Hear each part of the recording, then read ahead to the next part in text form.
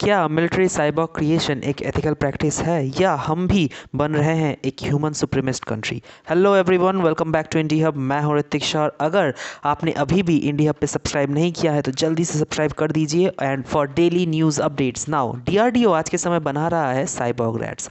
इस particular topic पे बहुत सारे आर्टिकल्स पब्लिश हुए हैं। यहाँ पर आप स्क्रीन पे देख पाओगे कि डीआरडीओ डेवलपिंग साइबॉग माइस रैट्स जो कि दुश्मन पर मिलिट्री ऑपरेशन करने के समय यूज़ किए जाएंगे।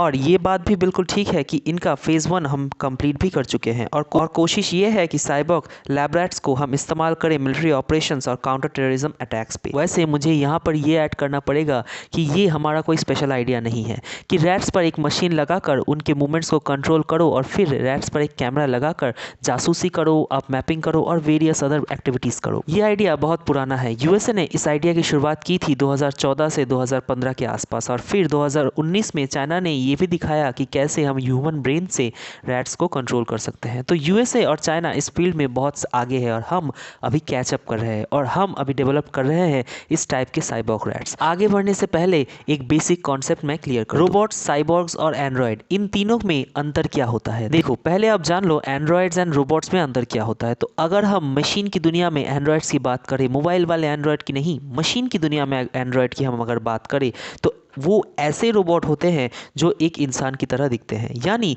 एक ह्यूमनॉइड रोबोट को एंड्रॉयड कहा जाता है। तो आप स्क्रीन पे देख पाओगे एक example. So with in the robots, जो रोबोट्स इंसान की तरह दिखते हैं उन्हें हम एंड्रॉयड कहते हैं। अब साइबॉर्ग एक बिल्कुल ही अलग एंटिटी है, क्योंकि अनलाइक एंड्रॉयड्स एंड रोबोट्स जो बिल्कुल मशीन है, साइबॉर्ग्स में एक लिविंग एंटिटी, एक जिंदा एनिमल इन्वॉल्व होता है। साइबॉर्ग्स के केस में हम क्या करते हैं कि हम लेते हैं एक लिविंग बीइंग जो कि कुछ भी हो सकता है, एक डॉग, एक कैट, एक इंसान भी, और डीआरडीओ के केस में वो लैब रैट्स का इस्तेमाल कर रहे हैं और उस जिंदा चीज़ पर हम आर्गुमेंटेड मशीन या और कोई कंप्यूटराइज पार्ट्स ऐड करते हैं। And unlike robots and androids, cyborgs की जो खुद की इच्छा है वो बनी रहती है। फॉर एग्जाम्पल, आपने जो फेमस डीसी की मूवी है जस्टिस लीग, वो तो देखी ही होगी, देखी नहीं होगी तो सुनी होगी। उसमें एक फेमस कैरेक्टर है साइबॉर्ग के नाम से और ये कैरेक्टर परफेक्ट एग्जाम्पल है कि एक्चुअल साइबॉर्ग किस तरह के कॉन्सेप्ट पर बना हुआ होता है।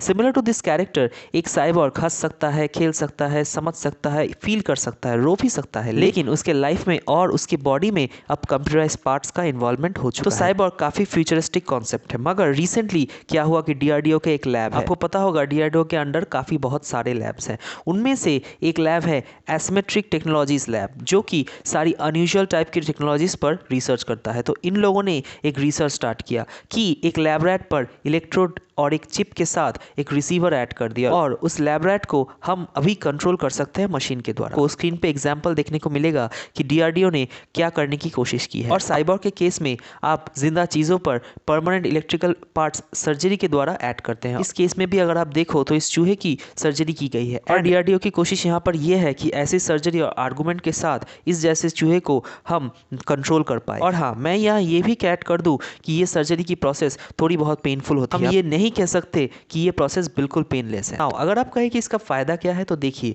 आज के समय कैमरा बहुत छोटी हो चुकी है, इतने पोर्टेबल हो चुके हैं, तो कल को मान लो कहीं एक मिलिट्री कॉन्फ्लिक्ट हो रहा है और आपको जानना है कि दुश्मन के पास कौन सी वेपन्स है, तो ये चूहा आपकी आंखें बन सकती है। इसके अलावा डीआरडीओ के साइंटिस्ट ने स्पेसिफिकली मेंशन किया है 26/11 के हमले। अगर 26/11 जैसा हमला फिर से होता है और कोई होटल में अगर 200 कमरे हैं और हमें हर कमरे की जांच करनी है तो ये चूहा बहुत काम आ सकता है। कि देखो, दूर से कोई टेररिस्ट अगर रैट्स को देखता भी है तो उसके सर पे क्या रखा हुआ है उसका ध्यान उसमें ज़्यादा नहीं जाएगा। तो अभी के लिए हमने फेज़ 1 कंप्लीट कर लिया है और फेज़ 2 बहुत जल्द कंप्लीट हो जाएगा और हमें ये फ्यूचर में मिलिट्री ऑपरेशंस में भी यूज़ करते हुए दिख सकता है। अगेन, इंडिया ये सब अकेले नहीं कर रहा और बहुत सी देश हैं जो किसी ना किसी तरह जानवरों को इस्तेमाल कर रहे हैं मिलिट्री ऑपरेशंस में। चाइना में आपको पता होगा साइबॉर्ग डॉग्स का कॉन्सेप्ट बहुत फेमस है और नॉर्थ कोरिया में कुछ सालों पहले न्यूज़ आई थी कि उन्होंने कामिकाजे डॉल्फिन्स तैयार कर दी है। कामिकाजे आपको पता होगा वर्ल्ड वॉर 2 में जापानीज फाइटर पायलट्स को कहा जाता था, जिनका ये काम ही होता था कि जब उनका गोला बारूद खत्म हो जाए तब वो प्लेन को लेकर दुश्मन के इलाके में सुसाइड क्रैश कर ले। तो लिटरली कामिकाजे डॉल्फिन्स जो नॉर्थ कोरिया बना रहा है उसमें डॉल्फिन्स में आप एक बॉम्ब फिट करते हो और ट्रेनिंग के द्वारा, और रिसेंटली बात हो रही थी कि साइबॉर्ग डॉल्फिन्स यूज़ करने का, तो इन साइबॉर्ग डॉल्फिन्स या ट्रेन डॉल्फिन्स को कंट्रोल करके आप इसे भेज देते हो दुश्मन के इलाके में और फिर एक बड़ा एक्सप्लोजन होता है। तो नॉर्थ कोरिया, रशिया पे भी आजकल ये आरोप लग रहा है कि ये डॉल्फिन्स का इस्तेमाल कर रहे हैं, बट ये डॉल्फिन्स कितनी साइबॉर्ग ऑरिजिन की है ये अभी क्लियर नहीं है। बट फ्यूचर हमारे सामने क्लियर है। फ्यूचर में जो वॉर्स होंगी उसमें सिर्फ ह्यूमन नहीं, एनिमल्स का भी एक क्रिटिकल रोल होगा और एनिमल्स का रोल बहुत बड़ा हो सकता है। साइबॉर्ग एलिफेंट्स एक अनस्टॉपेबल टैंक हो सकती है, cyborg lions, cyborg tigers, possibilities are endless. But of course यहाँ पर ये क्वेश्चन आता है कि हमें कहाँ रुकना चाहिए।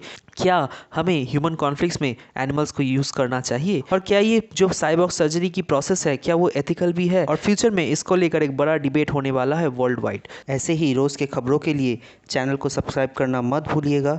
अगर आप यूपीएससी एग्ज़ाम में सही से प्रिपरेशन करना चाहते हैं तो फॉलो करते रहिए मेरे चैनल को, और एग्ज़ाम्स के लिए रोज़ की ताज़ा खबरें सुनते और जानते रहिए हमारे साथ।